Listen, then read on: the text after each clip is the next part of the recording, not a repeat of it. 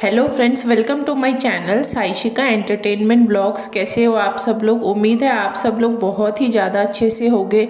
तो आज का वीडियो स्टार्ट करते हैं। थंबनेल और टाइटल आप लोगों ने देखा होगा। आप लोग सोच रहे होंगे कि अब जो बड़ा जीजा है उसके साथ क्या बड़ा हादसा हुआ है। उसके साथ सच में बहुत बड़ा एक हादसा हुआ है जो मैं आप सब लोगों के साथ आगे शेयर करने वाली हूँ कि आखिरकार क्या सब चीज़ें हुई हैं। क्योंकि लगातार आप लोगों को बेवकूफ़ बनाने की कोशिश की जा रही है, क्योंकि बड़ी बहन आप लोगों के सामने कुछ बोल रही है जबकि घर में कुछ और ही माहौल हो रखा है। चीज़ें जो लड़ाइयाँ हैं वो किसी और टॉपिक पे चल रही हैं, वो बता कुछ और रही है। मतलब कुल मिलाकर बात ये आ रही है कि जो सच्चाई है वो लोगों को नहीं बताई जा रही। लोगों को घुमा फिरा के चीज़ें और जिन चीज़ों का कोई सेंस नहीं है, नॉनसेंस चीज़ें बताई जा रही हैं, ताकि लोगों के जो क्वेश्चंस इन लोगों के ऊपर होते हैं उन लोगों का मुंह बंद करने के लिए चीज़ें की जा रही हैं, जबकि जो बताया जा रहा है वो पूरे तरीके से झूठ है।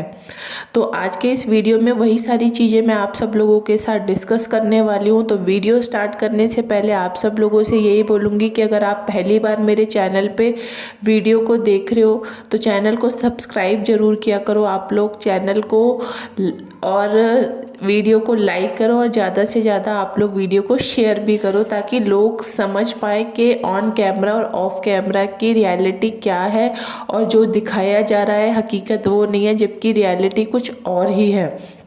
तो अब मैं आप लोग को बताती हूँ कि बड़ी बहन ने पीएचडी कर रखी है झूठ बोलने में। इस बात को आप लोग अच्छे से समझ जाओ। उसकी हर बात में झूठ होता है। वो इतना ज़्यादा झूठ बोलती है कि अब तो उसकी किसी भी बात पे मुझे यकीन होता ही नहीं है। अगर हो सकता है वो कोई बात सच भी बोल रही हो ना, तो मुझे अब उसकी हर बात झूठी लगने लगती है, क्योंकि वो 100 में से 99% बातें झूठी बोलती है। अब इसने उस दिन इतना बड़ा झूठ ये बोल दिया कि बड़ा जीजा जो है वो अचानक से हिमाचल आया है, जबकि इसको पहले से पता थी सारी बात कि वो आने वाला है। इसने खुद ने उसको समझाया था बड़े जीजा को कि क्या क्या सामान प्रीतों का वहाँ से लेकर आना है, और इसने लोगों के सामने किस तरीके से बोला कि मुझे तो पता ही नहीं था, घर के और लोगों को पता था, लेकिन घर के सभी लोग मुझसे ये बात छुपा रहे थे। मुझे तो थोड़ा थोड़ा डाउट हो रहा है कि लगता है मेरा पति आने वाला है। इसने इस तरीके की बातें बोली, जबकि सच्चाई कुछ और थी। आप लोग समझ गए हो। इसका एक सबसे बड़ा झूठ ये। दूसरा जो इसने झूठ बोला, इसने ये बोला कि जो मेरा पति आया वो किसी अपने काम से आया है, लेकिन इसने ये सच बात नहीं बताई कि आखिर वो किस काम से आया हुआ था। उस काम के लिए आया है वो जो मैंने आप लोगों को अपने वीडियो में बताया था, क्योंकि ये लोग कभी बताएंगे नहीं आप लोगों को। ये लोग सिर्फ वही बातें बताते हैं, लोगों को बेवकूफ़ बनाने वाली बातें बताते हैं, लेकिन जो सच्चाई होती है, जो हकीकत में इन लोगों की लाइफ में चल रहा होता है, ये वो चीज़ें बताते ही नहीं है। तो बड़ा जीजा जिस तरीके से नन्नू से मिला, क्यों मिला, किस लिए मिला, ये सारी बातें भी मैंने आप सब लोगों को बता रखी है। क्योंकि जो लोग लगातार मेरे चैनल की वीडियोस को देखते हैं उन लोगों के पास सारी इन्फॉर्मेशन होती है, क्योंकि मेरी कोशिश यही रही है कि मैं हर वो पॉइंट आप लोगों के सामने लेकर आऊँ जो आप लोग जानना चाहते हो, और आप लोगों के मन में होता है कि हाँ अब ये बात हुई तो फिर आगे क्या हुआ होगा। तो मेरी कोशिश हमेशा यही रही है कि मैं उन सारे क्वेश्चन के आप लोगों को आंसर दे पाऊँ। तो बहुत लोगों के ये क्वेश्चन आए थे मेरे पास कि जो नन्नू और बड़ा जीजा आपस में मिले हैं तो इनकी क्या बातचीत हुई। ये मैंने कल के वीडियो में आप लोगों को बताया था कि जो भी बातचीत हुई है वो यही हुई है कि जो नन्नू है वो यही चाह रहा है कि प्रीतो और जो बच्चा है वो ससुराल वापस आ जाए और कोर्ट का जो भी केस चल रहा है उसको ख़त्म कर दिया जाए। ये बात नन्नू की तरफ से रखी गई है बड़े जीजा के सामने। अब आप लोगों को भी पता है कि इस टाइम पर बड़ा जीजा जो है वो ऐसी कंडीशन में फंसा हुआ है कि वो किसकी बात माने और किसकी बात ना माने, क्योंकि उसकी सीधी सीधी डिग्री पे इफ़ेक्ट हो रहा है इन चीज़ों का। क्योंकि कोर्ट का केस अगर किसी भी व्यक्ति के ऊपर चलता है तो आप सब लोग भी इन बातों को बहुत अच्छे से समझ सकते हो कि उस इंसान के लिए आगे चल के बहुत दिक्कतें होने वाली होती है। तो बड़ा जीजा जो है वो इन चीज़ों को समझ गया है, क्योंकि इफ़ेक्ट होने लगा है उसके ऊपर इन चीज़ों का। तो इसीलिए वो नन्नू से मिला है। अब नन्नू ने भी ऐसी शर्त रख दी है कि अगर तुम प्रीतो को यहाँ भेजने के लिए राजी कर देते हो, तो मैंने तुम्हारे ऊपर जो भी एलिगेशंस लगाए हैं, जो भी चीज़ें हुई हैं, मैं उन चीज़ों को अपनी तरफ से वापस ले लूँगा। और तुम्हें एक चीज़ की ये सिक्योरिटी भी देनी पड़ेगी कि आगे चल के प्रीतो जो है वो अपने ससुराल में अच्छे से रहेगी, किसी तरीके का कोई लड़ाई झगड़ा नहीं करेगी, और जो गुस्से में ये हमेशा लड़ाई झगड़ा करके मायके चली जाती है, इस तरीके की हरकतें नहीं करेगी। तो आपस में इन दोनों की जो भी बातचीत हुई है वो इस तरीके की बातचीत हुई है। तो बड़े जीजा ने यही बोला है उसको कि ठीक है, मैं जैसा भी होगा तुम्हें बता दूंगा।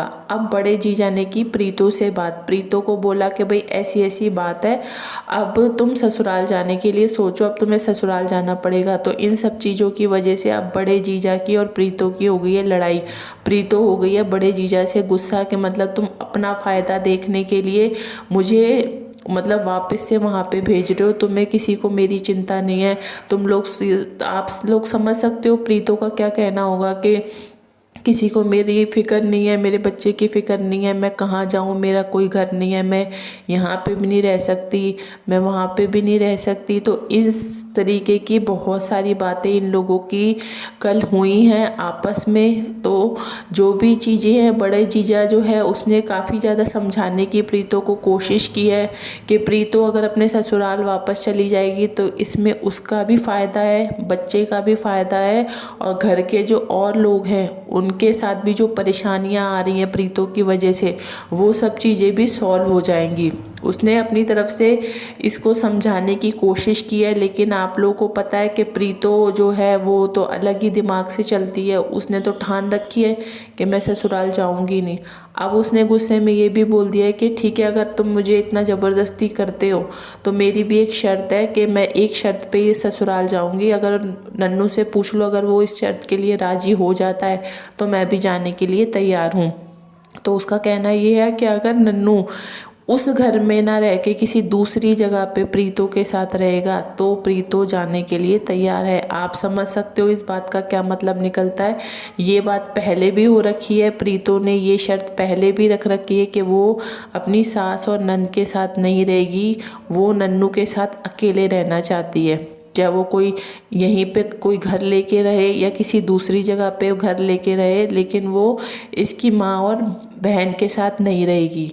तो ये शर्त प्रीतो ने अपने बड़े जीजा के सामने रखी है कि तुम नन्नू से बात कर लो, अगर नन्नू इस बात के लिए राजी हो जाता है तो मैं भी ससुराल जाने के लिए तैयार हूँ, और अगर वो इस बात के लिए राजी नहीं होगा तो मैं कभी भी ससुराल नहीं जाऊँगी, और कोई भी मुझसे इस बात के लिए जिद नहीं करेगा। चाहे तुम्हारा किसी का फ़ायदा हो चाहे नुकसान हो, मुझे कोई मतलब नहीं है, क्योंकि मेरी लाइफ पूरे तरीके से ख़राब हो चुकी है। अब जिसको जो अच्छा लगे वो सब अपने हिसाब से करें।